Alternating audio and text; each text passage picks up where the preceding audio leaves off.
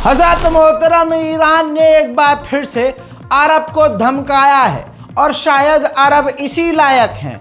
Gulf countries को धमकाते हुए Iran ने कहा कि अगर आपने इजराइल का साथ दिया और आपने अपने एयर स्पेस इजराइल और अमेरिका को इस्तेमाल करने दिए हमारे खिलाफ, तो हम रिटेलिएट करेंगे, फिर हम आपकी टेरिटरी में कुछ करेंगे तो आप बाद में हमसे शिकायत ना करना।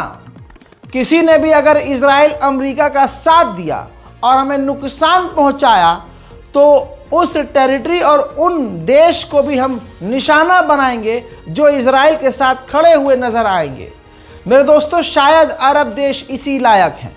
आप देख रहे हैं कि 42,000 से ज़्यादा बेगुनाह मारे गए हैं। लेबनान को इजराइल अब गाज़ा बना रहा है, चारों तरफ से तबाही और बर्बादी है, लेकिन अरब देश पहले बोलते भी थे तो इस वक्त तो बोल भी नहीं रहे। अरब ने मुंह ही बंद कर लिया और इसका रिजल्ट ये हुआ कि इजराइल की इतनी हिम्मत बढ़ गई कि वो लेबनान, सीरिया, इराक हर जगह हमला कर रहा है। पूरी दुनिया जानती है कि इजराइल को एक ही देश का खौफ है। नेतन्याहू कई बार कह चुके हैं कि हमें अगर किसी का डर है तो है सिर्फ ईरान। अब आपको एक बड़ा खुलासा कर दूं दोस्तों, अमेरिका के वॉशिंगटन को यानी अमेरिका को डर है, चिंता है कि कहीं ऐसा ना हो कि इजराइल ईरान के न्यूक्लियर फैसिलिटी पर हमला कर दे। लेकिन उसको यकीन है कि इजराइल ऐसा कर भी सकता है, क्योंकि इसकी तैयारी, ईरान के न्यूक्लियर साइट्स को उड़ाने की तैयारी इजराइल 22 साल से कर रहा है। दोस्तों, अमेरिका के और पूरे मिडिल ईस्ट के अखबारों में ये खबर छप चुकी है। 22 साल से ईरान के न्यूक्लियर साइट्स को उड़ाने की कोशिश कर रहा है, प्लानिंग कर रहा है इजराइल। और अब दूसरी तरफ अमेरिका को यह भी टेंशन है कि ईरान, पहली बात तो इजराइल के फाइटर जेट्स को रोक नहीं पाएगा। इजराइल के हथियारों के सामने ईरान का डिफेंस सिस्टम बेकार हो जाएगा।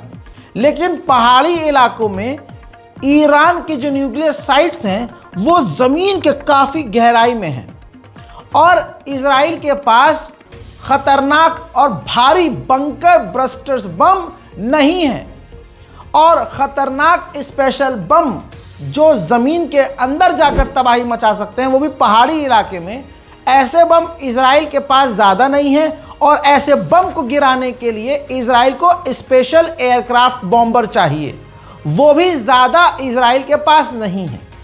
तो देखिए, बहुत कंफ्यूज है अमेरिका की, पता नहीं इजराइल न्यूक्लियर साइट पर हमला करके तबाही मचा पाएगा कि नहीं। लेकिन एक तरफ अमेरिका ये भी दिखा रहा है कि वो नहीं चाहता कि ईरान के न्यूक्लियर साइट पर हमला हो। वहीं मेरे दोस्तों, इजराइल के पूर्व प्रधानमंत्री बेनेट ने एक बार फिर से सामने आकर इनकरेज किया अपनी करंट गवर्नमेंट को कि ये सबसे बेहतरीन मौका है कि ईरान की न्यूक्लियर साइट्स और ईरान की रिजीम के ऑफिशियल्स पर हमला करके तबाह कर दिया जाए। सुनिए। כשזרועות התמנון הטרור האיראני, חיזבאללה וחמאס, הזרועות החזקות ביותר, הן ממש מוחלשות, יש לנו לראשונה את היכולת לפעול כנגד איראן, בלי לחשוש מתגובה איומה ובלתי נסבלת. בידינו לפגוע קשות בגרעין האיראני שמטיל צל כבד על עתידנו. בידינו להבטיח את עתיד הילדים שלנו, הנכדים שלנו. משטר הטרור והרצח האיראני ניצב לראשונה חשוף ופגיע. גם העם האיראני משווה להפלתו. זה חלון הזדמנויות חד פעמי, בו יש לנו גם את הלגיטימציה וגם את היכולת לפגוע קשות במשטר האיראני ובתוכנית הגרעין שלו. वहीं कमला हैरिस ने एक बार फिर से कहा कि इजराइल को सेल्फ डिफेंस का अधिकार है। अगर मैं राष्ट्रपति अमेरिका की बनती हूं तो कोशिश करूंगी कि ईरान को न्यूक्लियर मिल ही ना सके और ईरान ताकतवर ना हो सके और हम हमेशा इजराइल को इसी तरह से सपोर्ट करते रहें। अब दोस्तों, ईरान भी शांत नहीं है। ईरान के विदेश मंत्री ने कह दिया है कि हम यानी ईरान जंग के लिए पूरी तरह से तैयार है। अगर इजराइल ने कोई चूक करी और हमारे ऊपर स्ट्राइक किया, हमला किया, तो हम जवाबी कार्रवाई भी करेंगे और हम लोग को रोकेंगे भी, और हम पूरी तरह से यानी ईरान पूरी तरह से जंग के लिए तैयार है। ऐसा लगता है कि ईरान ने अमेरिका इजराइल के पॉलिटिक्स को क्रैक कर लिया है। जैसा अमेरिका कर रहा है अब ईरान वही कर रहा है। ईरान के विदेश मंत्री अपने पूरे उस मिडिल ईस्ट का दौरा करेंगे, जिसमें वो सबसे पहले अरब देशों के यहाँ जाएंगे और सऊदी अरब से शुरुआत करेंगे। इलाके में तमाम मुस्लिम देशों में वो जाएंगे, दौरा करेंगे। कहा यह जा रहा है कि इससे जो अरब देशों के ऊपर अमेरिका का इन्फ्लुएंस है, ईरान इस तरह से उनके इन्फ्लुएंस को कम करेगा और अरब देशों को अपने पाले में करेगा। वहीं ईरान के राष्ट्रपति मसूद पेज़ेश्कियान ने यूरोप और अमेरिका का पजामा उतार दिया और कहा कि ये वो देश हैं जो कहते हैं कि हम इंसानियत के साथ हैं, हम मानवता के साथ हैं, लेकिन ये वो देश हैं जो जेनोसाइड करने वाले के साथ हैं। अब कोई इनसे अगर पूछे कि गाजा फ़लस्तीन में बच्चे बूढ़े क्यों मारे जा रहे हैं, तो इनके पास जवाब नहीं होगा। حادثه است و مشکلاتی که داره پیش میاد تقریبا و یا تحقیقا کار رو سخت‌تر و سخت‌تر میکنه. یه آدم حکومت وحشی رو اینجا گذاشتن، اروپا و آمریکا و یه آدمایی که دم از حقوق بشر میزنن ازش دفاع میکنن. هیچ چارچوب انسانی رو مراعات نمیکنه. زن و بچه و پیر و جوان رو راحت بمباران میکنه. خیلی جالبه. دم از حقوق بشر میزنن، میگن شما چرا یه قاتل رو اعدام میکنید؟ کسی نیست به این نامردا بگه چرا شما زن و بچه رو بیگناه میکشید. एक बहुत अंदर की खबर आपको बता दूं कि अमेरिका चाहता है कि इजराइल ईरान पर हमला करे, लेकिन अमेरिका चाहता है कि जो भी इजराइल करे पहले हमें बताए फिर करे।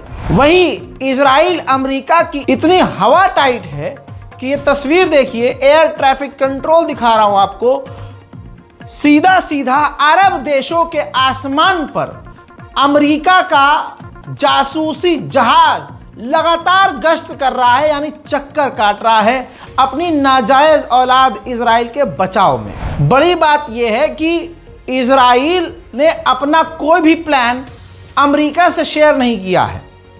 इसी वजह से बाइडेन सरकार नेतन्याहू से चिड़ी हुई है। दूसरी तरफ ये बात आ रही है सामने कि इजराइल ईरान के न्यूक्लियर साइट पर हमला नहीं करेगा, बल्कि ईरान की ऑयल फैसिलिटी और ईरान के जो बेस हैं, मिलिट्री बेस, उसको निशाना बनाएगा। दुनिया में हाल ये है कि जिसके पास पावर है वो अपने झूठ को सच, अपने आतंक को इंसानियत साबित करने में लगा है। बहुत गहरी बात बोली है मैंने, समझिएगा इसको। कनाडा की विपक्ष की पार्टी के आतंकी नेता ने पूरी तरह से सपोर्ट इजराइल को करते हुए कहा कि अगर इजराइल ईरान के न्यूक्लियर साइट्स को उड़ा दे तो ये यहूदियों की तरफ से पूरी दुनिया को और उनकी इंसानियत को एक बड़ा गिफ्ट होगा। The idea of allowing a genocidal, theocratic, unstable dictatorship that is desperate to avoid being overthrown by its own people to develop nuclear weapons is about the most dangerous and irresponsible thing that the world could ever allow. And if Israel were to stop that genocidal, theocratic, unstable government from acquiring nuclear weapons, it would be a gift by the Jewish state to humanity. उधर ताज़ा तरीन खबर यह है कि UAE ने अपनी तमाम फ्लाइट्स ईरान के लिए रद्द कर दी हैं हमले के खतरे को देखते हुए। वहीं ईरानी विदेश मंत्री का कहना यह है कि हम जंग के लिए तैयार हैं और हमारी रेड लाइन जो है ईरान की न्यूक्लियर साइट्स और ऑयल फैसिलिटी है। अगर इजराइल ने कुछ भी ऐसी हरकत की तो हम जवाबी कार्रवाई करेंगे। پیام جمهوری اسلامی ایران در سفر بنده به بیروت و دمشق یک پیام روشن و واضح بود. اینکه جمهوری اسلامی ایران با تمام قوا پشت سر مقاومت همچنان خواهد ایستاد و هیچ کس نباید تردیدی در این خصوص به خودش راه بده. ما پشتیبان مقاومت بوده ایم، هستیم و خواهیم بود. و ضربه‌های موقتی که وارد شده است نمی‌تواند عزم و اراده مقاومت را، عزم و اراده رزمندگان مقاومت را و عزم و اراده جمهوری اسلامی ایران را خدشه‌دار کند. ما अमेरिका के खुफिया एजेंसी CIA के चीफ विलियम बर्न्स ने कहा है कि इजराइल और ईरान दोनों ही जंग नहीं चाहते एक दूसरे के साथ, लेकिन मिस कैलकुलेशन की वजह से एक दूसरे के बारे में गलत अनुमान लगाकर दोनों ही जंग में कूद सकते हैं। साथ में उन्होंने यह भी कहा कि ईरान यूरेनियम पूरी तरह से बना चुका है, लेकिन वो परमाणु बम बनाए या ना बनाए उसने अभी तक डिसाइड नहीं किया है। लेकिन यहीं पर खबर को रोककर बता दूं कि यह भी खबर आ चुकी है कि ईरान ने चुपके से जमीन के अंदर परमाणु का सफल परीक्षण कर लिया है। वहीं बड़ी खबर यह है कि नेतन्याहू ने इमरजेंसी मीटिंग मिलिट्री की बुलाई है और खबर यह आ रही है कि ईरान की जो एनर्जी फैसिलिटीज हैं उनको निशाना इजराइल बना सकता है। उधर इजराइल ने कहा है कि अगर पलटवार ईरान करता है तो उसके बाद हम भी इस तरह से हमला करेंगे कि पूरे इलाके में जंग ना छिड़े। दोस्तों, पूरी तरह से डर के साए में इजराइल है। सिर्फ नाक पर बात आई है कि इजराइल को हमला करना पड़ेगा, वरना यहूदी लोग इजराइल की सरकार और नेतन्याहू से भरोसा खो देंगे और पहले से ही 31 से 32% यहूदी उल्टा इजराइल हमेशा के लिए छोड़कर जा रहे हैं, जाना चाह रहे हैं। मैंने आपसे कहा ना, गद्दारों में सबसे बड़ा गद्दार अरब है, सऊदी अरब और मोहम्मद बिन सलमान। अब सोचिए, अमेरिका के मंत्री ने सऊदी अरब के डिफेंस मिनिस्टर से भी बात करी और अमेरिका ने शुक्रिया अदा किया सऊदी अरब का कि जिस तरह से आप शांति के लिए हमारे साथ मिलकर काम कर रहे हैं। नॉक नॉक, शांति के लिए नहीं, अरब अपने फ़ायदे के लिए काम कर रहा है। मोहम्मद बिन सलमान नंगई के लिए काम कर रहा है, गद्दारी कर रहा है और अपने मुल्क के साथ भी वो इंसान गद्दारी कर रहा है। एक बात और बता दूं, शांति के लिए सऊदी अरब काम नहीं कर रहा है, बल्कि वो मुंह शांत करके बैठा है। इजराइल के खिलाफ खोल नहीं रहा है सऊदी अरब।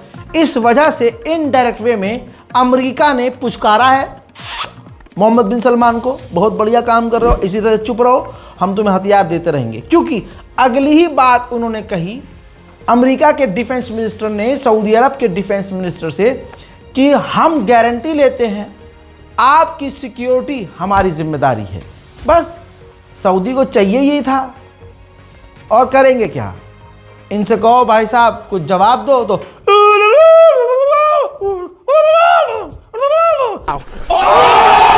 तलवार लेके चीखना शुरू कर देंगे। अबे तलवार चलानी होती है बे, तलवार लेके बस बंदूक भी चलाएंगे तो या तो आसमान में या अपने पिछवाड़े में नीचे धपाक। यह अरब है। इनके हालात देखकर खुद लगता है कि हम सोचते थे यार ऐसे कौन से लोग थे हुजूर के ज़माने में जो हुजूर को छोड़कर भाग जाते थे और हुजूर के खिलाफ ड्रामा करते थे, और मतलब रहते हुजूर के साथ थे लेकिन मुसलमान लिबास में होने के बावजूद वो बड़ी अजीबोगरीब हरकत करते थे। ऐसा लगता था कि ज़बरदस्ती के मुसलमान बने हुए हैं। आज अरब को देखकर, खासकर मोहम्मद बिन सलमान को देखकर साफ लग रहा है कि हाँ ऐसे लोग हुआ करते थे, हमने देख लिया। हजरत मोहतरम, अरब पूरी तरह से खामोश है, जिसका फ़ायदा सीधा सीधा इजराइल उठा रहा है। इजराइल ने लेबनान पर पिछले 12 घंटे में इतने बड़े हमले किए हैं कि आप गाज़ा और लेबनान में फ़र्क पहचान नहीं पाएंगे। देखिए,